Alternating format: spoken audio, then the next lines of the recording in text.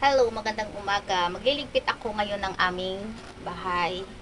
Habang nagliligpit ako, syempre magdadaldal ako, no? Ayan, magliligpit ako ng ang mga plato namin sa lamesa nandito pa. Agoy! Ayan.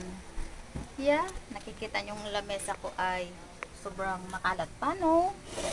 Ayan, so sa totoo lang talaga nagsasawa na talaga akong magtrabaho dito sa loob. Parang gusto ko na rin kasi talagang pumunta ng abroad. Gusto ko talagang pumunta ng or Dubai or basta. Gusto ko talagang mag-abroad. Kaya lang, syempre pag nag-abroad ako, baka pauwiin lang ako ng amo ko.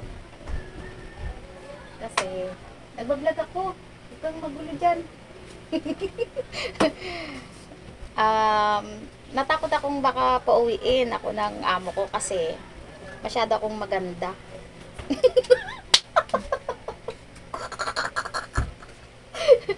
O, di ba? Ayan nga, guys. Kaya, ayan.